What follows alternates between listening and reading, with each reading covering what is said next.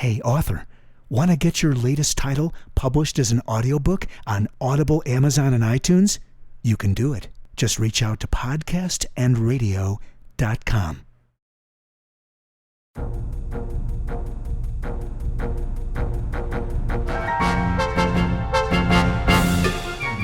Welcome to Literary Latte, the podcast with a Southern accent on writing. I'm Linda Bouchard. In today's episode, I'm honored to be in conversation with Lisa Patton, a Tennessee native and the author of 4 best-selling novels. Her most recent is titled Rush. Lisa first introduced us to her signature writing style in her debut book titled Whistlin' Dixie in a Nor'easter, which brought us inside the world of a Southern belle who decides to become a Vermont innkeeper. That book was transformative for her. Lisa never thought of herself as a writer until a conversation with a famous guest at the inn changed all of that. We'll talk about it and the way inspiration is found in the most uncommon places. Before she began writing, Lisa enjoyed a career in television, radio, and the music industry, where she was the personal assistant for the Grammy Award-winning artist, Michael McDonald.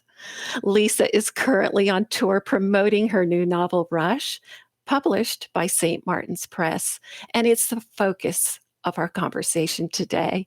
Rush gives us a ringside seat to sorority drama and one of the most sacred of all Southern rituals, Rush Week at Ole Miss. She'll give us an entree into that world and share her thoughts on the need for change within it. Lisa, I am absolutely thrilled to have you here today.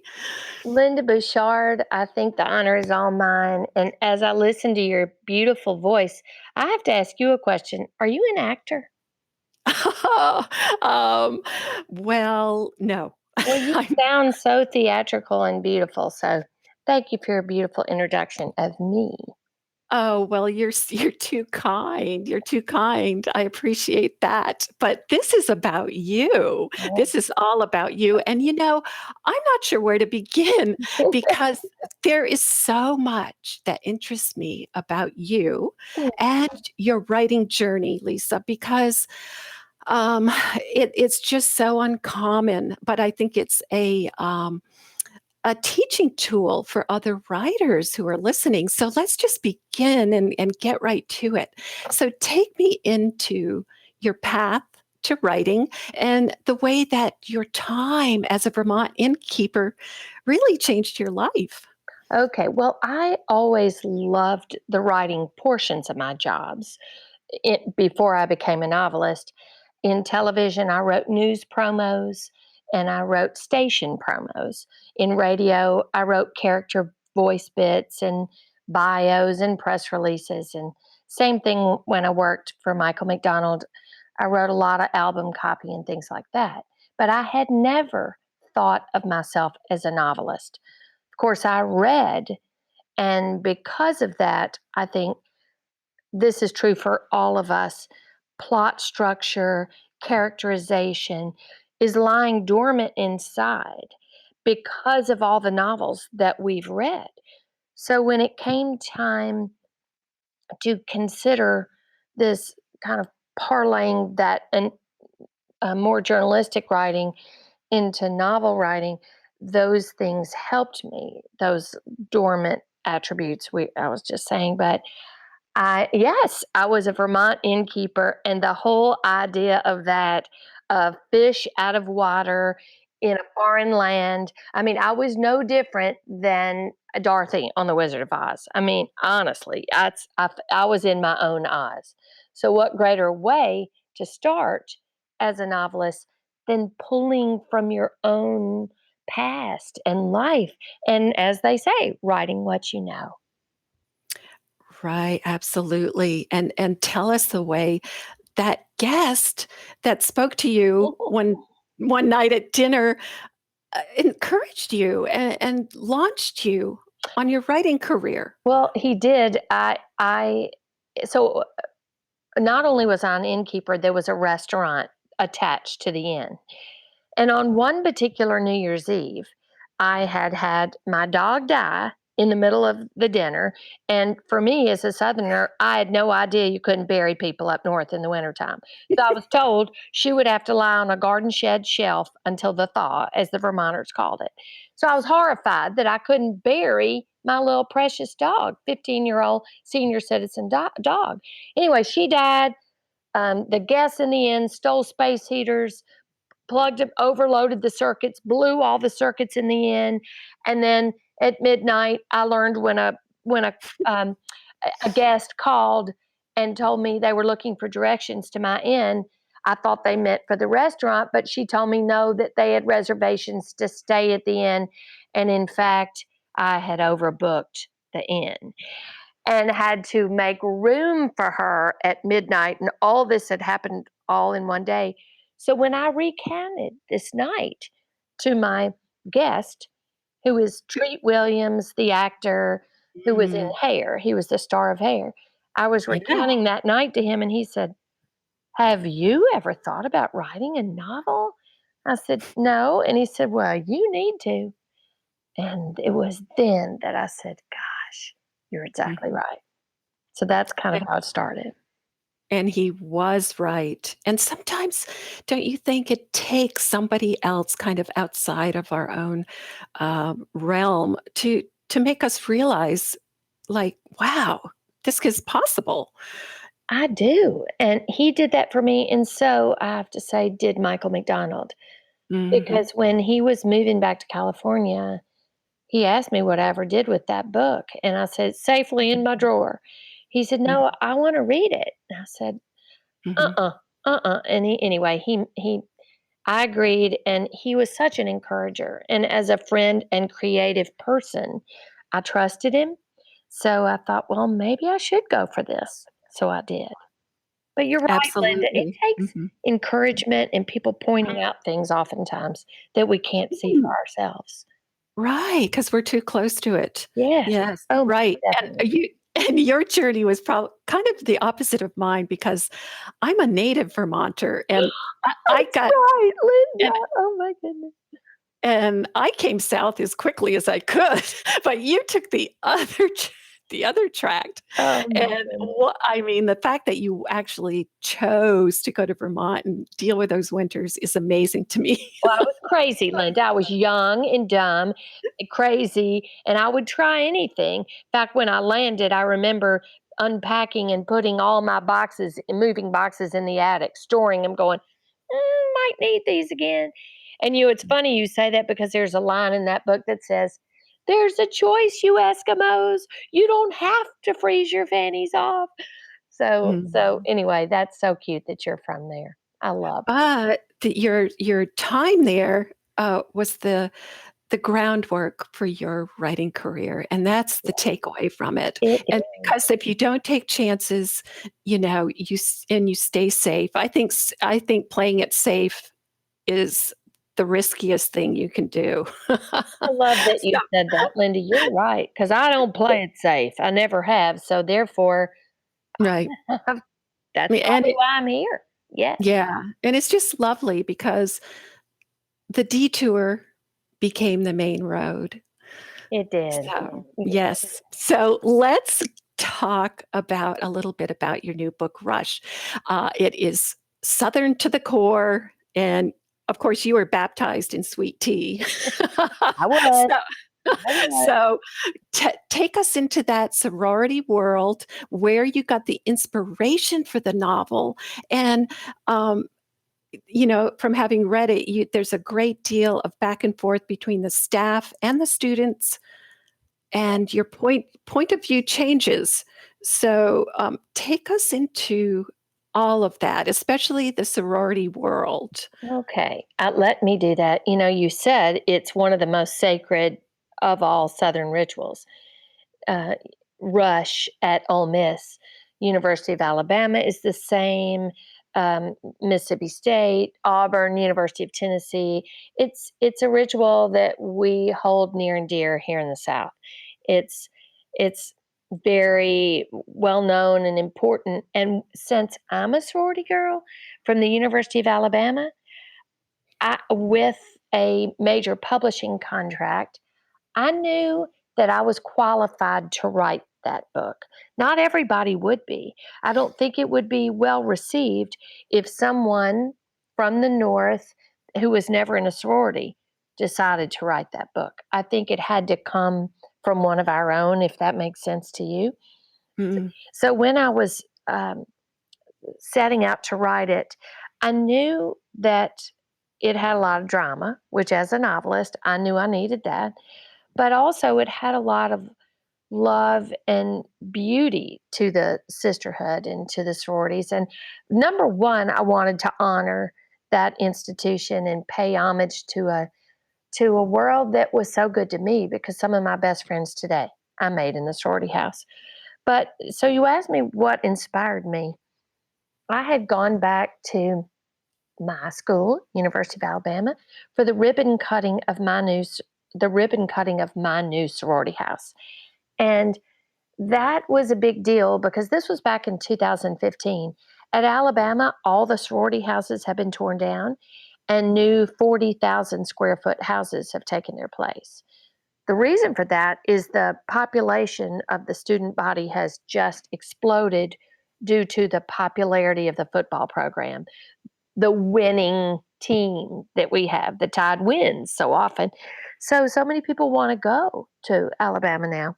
So to make room and make sororities more inclusive, they had to tear down the old ones. So when I went with my dear friend, who had been my roommate all 4 years and dear friend all through childhood, we went there, walked in the front door, and our jaws dropped at how gorgeous it was. But it wasn't that astounded me so much. It was spotting the housekeeper, and Mm. not just spotting her, but watching all the young sorority collegians going up to her and telling her they loved her, and listening to her tell every one of them that she loved them. And it harkened back to my childhood as a young girl in the 60s and 70s growing up in Memphis, Tennessee. And I thought, nothing's changed. It's the same. There's Mm. still African American ladies who are running the staff or working in the houses. So that was the first thing that astounded me, is that not much had changed.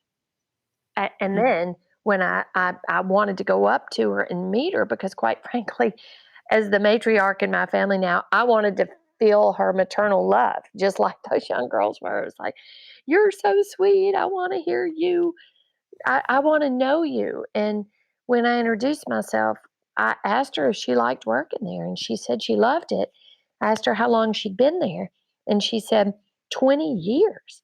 I said, wow, that's a long time. Have others on the staff been here that long? And she said, yes, ma'am. And I told her she didn't have to say yes, ma'am to me, but she continued to say that. And she said, yes, ma'am. She said, my best friend worked here 32 years, but she died. And she had tears rolling down her face. And I said, I'm so sorry. How did she die? Do you mind my asking? And she said, cancer. I'm a cancer survivor, so I was very in tune to that.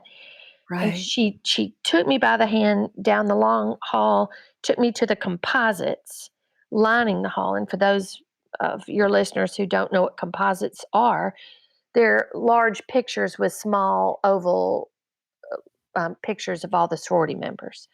And she Okay. pointed to the lady on the composite and said, there she is. Wasn't that sweet? The girls honored her memory by putting her on there. And I said, yes, it's very sweet.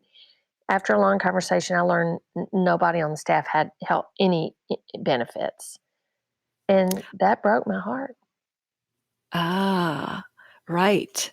So there's a real disparity, kind of a class, that class divide that exists to this day. Well, there is. And, my first thought was, I wonder if anybody's ever thought of that, because it had never occurred to me to ask, not Mm. once. And I figured Mhm. it had never occurred to many people to ask. And then when I started doing research, I learned this is the same way everywhere I asked, that Wow. benefits are not something that are offered. And when they are, very rarely, the people can't really afford the percentage of the premium that they're asked to pay because it's not a job that makes a whole, where they make a whole lot of money. So that Right, was kind of right. my And so inspiration for the book. right, and it's kind of like, I think it was the great Stephen King that said the job of fiction is to find the truth inside the story's web of lies. Oh, So, yes, I love you're that.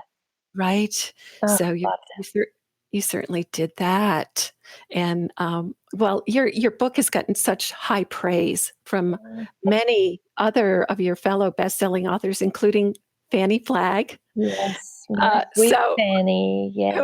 who was such a character. Oh, she's so Uh, funny. Oh my yeah, goodness. right. How did you tell me about the friends that are your authors and how they've helped you Well, become a better writer? but just by reading their books, number one, I've Mhm, always said I have to read up. It's like my tennis game. I have to play with somebody much better than me so mhm, I can become a better writer. It's always. interesting because Linda, when you just read for pleasure, that's one thing. But once you become a novelist, you start looking how everybody else does it and how they succeed. Anything from their taglines to their sentence structure, anything. So find myself doing that. And Mhm, Fannie Flagg, who is so funny, she's always been a mentor to me and an inspiration because my first three books and this one, Rush, there's a ton of humor in the books because you can't write about Rush without all the funny things that are in it. But my friends, particularly Fanny, I love to see how they write humor because I love to write in a humorous tone. Makes me so happy to do that. right. You do. Well, thank Yeah, you. I try. yeah. Linda, I try. Your style, it's, it's so Southern and, there's that balance of pathos and humor in Yes. Rush, so it's just beautiful. Oh, And thank so take us a little bit into your writing process, Lisa, and maybe tell us what the most difficult part of the process is for you and the most enjoyable. Okay, love that. Well, particularly on Rush, I knew that if I was going to dare to write about sorority rush in the South, I better get it right, which meant I had to become a student again. I had to delve into so much more research than I've ever done before. I had to get the lingo right because the book is told from three different perspectives.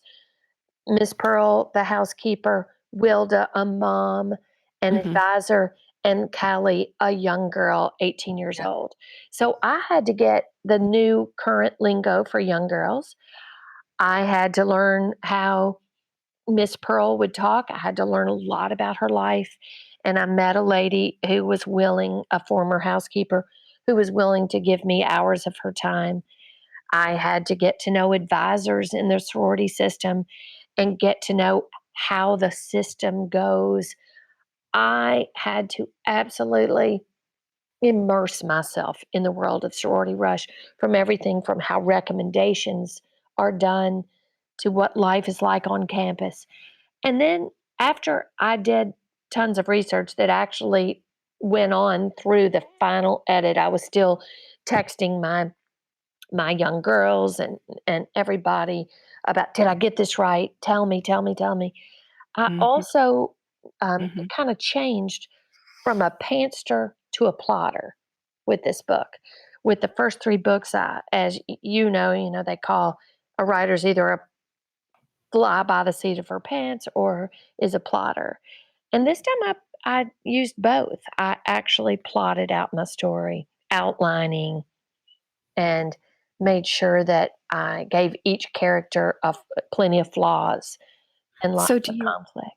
So do you always feel like you come to each novel afresh, like a new student? Is each one different for you writing wise? Well, I will say that for this one, I've grown quite a bit, I think, because I took time to write, no, to read books on story and take notes and immerse myself in what some of the great writers have to say. And that was important to me that I did that. I think for my first 3, because they didn't require a lot of research, they were I made them up out of my head, and I had been a Southern Belle innkeeper, so I kind of drew on my own experience. But for this book, I literally became a student, not only on campus, but a student of writing, and Ah, kind of taught without having to go back to school. I read and read and read, and because I wanted to give my reader a, a very enjoyable experience of Rush. right. And And so, so, as we know, every great writer is also a great reader. yes. So, what are some of your favorite authors? Well, that's a great question. I tend to read a lot of Southern fiction for some reason. I guess it's because I'm from here and I love it and I enjoy it. But like so many who have come before me, Pat Conroy's one of my greatest teachers. Mm, I just marvel at his genius every time I pick up one of his books. And like you and all the rest of us, we've mourned his loss, right. and He that was they're he was not. so Oh, he was just so generous to other writers. oh my goodness. So Mhm. Yeah. generous to other writers and to he was so philanthropic, and his it's such a loss to think that we're not going to get to keep having more novels from Pat Conroy. But Mm, I love him, and I've learned so much from him. I've learned so much from my other women's fiction writers like Mary Kay Andrews, Patty Callahan Henry, mhm. Mary Alice Monroe. Um, and then I love, of course, Lisa Wingate and her latest novel, Before We Were Yours. I loved so much. Now, that was set in my hometown, so that gave me another level and reason to love her. And then I love to go back and read classics now, whereas I was made to read them in high school. And as a young girl, how in the world was I supposed to understand the adult themes in those books? So now it's a delight to go back and read F. Scott Fitzgerald and discover his genius Mhm. that I had never really understood as a young girl. So Right, 'cause do you think it's because you're, looking at it now from this standpoint of a writer, absolutely, absolutely, as well as a reader? yes. And So what great teachers mhm, these writers are for right. those of us who want to learn and are eager to learn. But the cool thing is that I found out that F. Scott Fitzgerald carried around a copy of The Great Gatsby with him until he died, and he was always revising it because he was never satisfied with it. Do you feel that too, or do you come to a point of completion and say, "Okay, this is done," or do you always feel like, "Oh, I could have done this differently," or, I you know? am the worst. I would be just like F. Scott Fitzgerald if I didn't put on my own brakes and not allow myself to carry the books around, because I don't think I could ever read another one of my books that's already been published, because I would cringe and realize how much better I could make them. Because, Linda, they aren't ever finished. You Mhm. just have to finally say, it's Uh, maybe not finished, but it's my time has run out. It well, I don't know if I that's mean, the case, oh but my it's goodness. like, you there does have to be a finality to it, and maybe that's where the editor comes in, right? Completely, 100%. I was Yeah. sending in fact, I just emailed my editor this morning asking her for the next reprint, "Could we change this? Could we change that? Could we change this?" I'm terrible. So, see, I'm so neurotic about never finishing the novel. I mean, and I'm sure she's gonna write back and say, "No, you can't do that." But I'm never finished either, so I appreciate that. Well, I'm sure you're not the only one that feels like that, but that's how important words are because the words that we write will far outlive us. So, wow, let's make them great. Yes. right? Oh, yes. Right. Well, Yes. Lisa, let's we're at the end of our wonderful conversation, sadly. So let's Oh. leave the listeners with your advice to writers. Somebody starting out, somebody thinking, wow, I have this germ of an idea. What would you advise them? I get asked this all the time, and I guess I'm a natural born encourager, so I'm glad you asked me. I would say never give up because I think inside we all do what we are good at. And if you feel you're good at that, don't give up because my idea to publication was 14 years for my first book. Mm. That's a really long time. And yes, albeit many years that manuscript sat in my drawer and I just didn't have enough confidence in myself. But that's hard. I think all creative people are afraid to put their art out there and are afraid to be confident. But I think that you have to push through that adversity and put yourself out there, even if you get rejected. I've been rejected so many times, had so many agent rejections, so many initial publisher rejections, but I knew the manuscript would eventually be published. So I would say my best advice is put your bottom in the chair, don't give up, write a page a day, and then in 1 year you have 365 pages. You have a nice, fat, long novel with a few days to goof off. Do that and never, ever give up or lose confidence in yourself. That's what I would say to an aspiring writer. That's powerful advice. Thank you. Wow.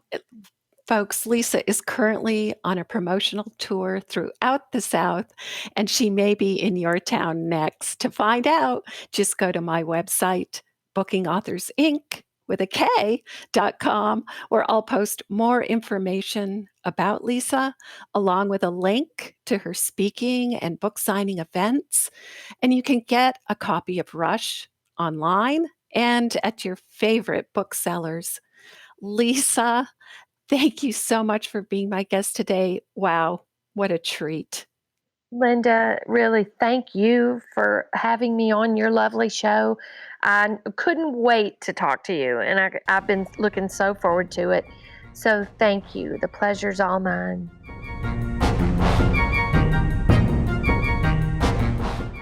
You've been listening to Literary Latte with Linda Bouchard. For more information, visit bookingauthorsinc with a K.com.